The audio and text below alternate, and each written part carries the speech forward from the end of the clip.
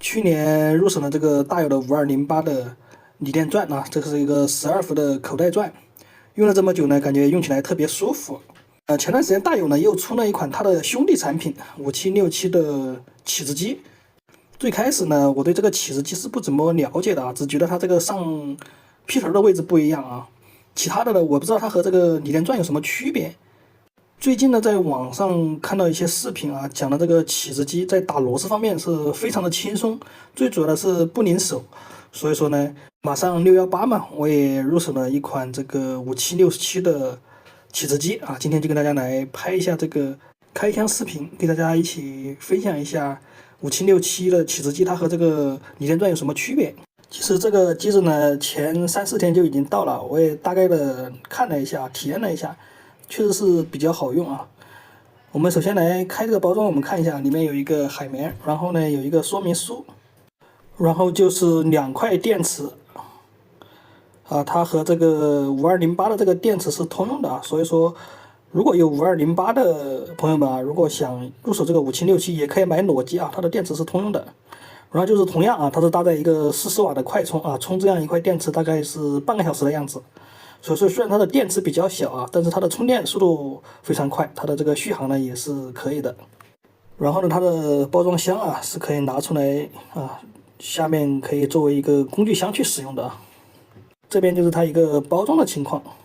我们再来看一下它这个说明书啊，因为这个说明书我提前看了，我一般的我们用这个工具是不看说明书的啊，直接拿着就用。但这个说明书呢，我看到了一个比较有意思的一点，给大家一起来看一下啊。它这个说明书我们来看一下啊，它分4种模式啊，这里我就不细讲了啊。然后呢，看这个石膏板的这个模式啊，它这不是4个档嘛，就是第3个档位啊，有一个打石膏板的这个模式。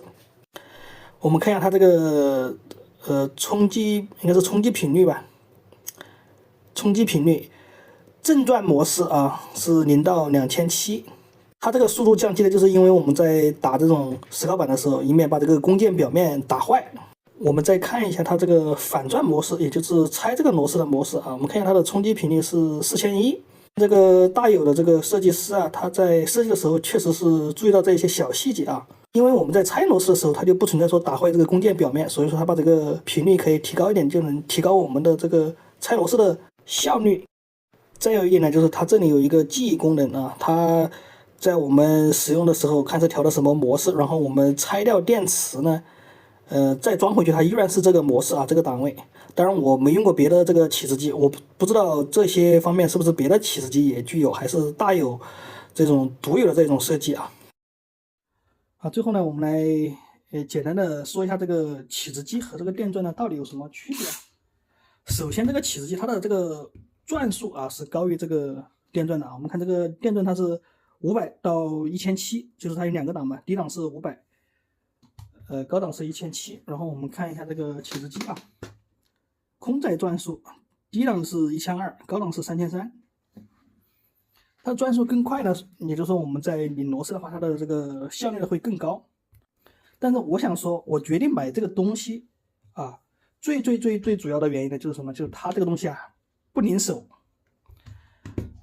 我经常装这个液晶电视啊，给别人装这个架子的时候，不是有这种膨胀管吗？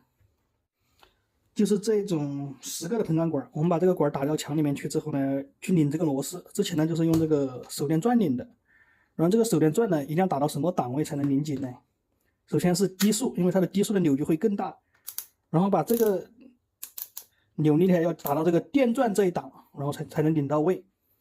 然后拧到位的时候呢，由于它这个电钻它这个力非常大，它就会这样啊拧手，有时候要2个手扶着，一不小心就会拧手。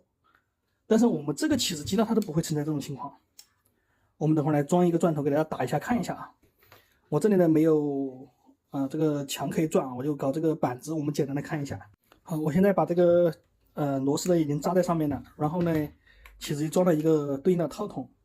虽然我这个板子呢没有我们在安装电视的时候那个墙的这种力度大啊，但是呢我们为了证明这个东西确实是不拧手，也很省力啊，我用3个手指头啊来捏这个钻。然后呢，用这个手拿着这个木板，大家可以看一下啊，因为它有这个冲击功能，它打进这个螺丝非常的轻松，看到没有，一点都不拧手。但是如果你用这个电钻装这个套上去打的话，那两个手要把这个钻使劲把住，或者把这个木头按住，要使很大的劲儿啊，才能把它打进去。今天就简单的给大家分享了一下起子机和锂电钻的一个区别。下次呢，找一个实际的工况，就是这种膨胀管或者膨胀螺丝，再给大家演示一下这个两者有什么区别。然后呢，还有一个这个起子机的优势是什么呢？就是它因为有冲击功能嘛，我们在拆一些比较紧的螺丝。像我们修洗衣机，有时候有些螺丝可能有点上锈啊，比较紧的，之后呢，因为它有冲击功能，它就更容易把这个螺丝给卸掉。因为这个它是没有冲击功能的，它这个有冲击功能就可以把这个螺丝给震松，然后就拆卸起来更简单。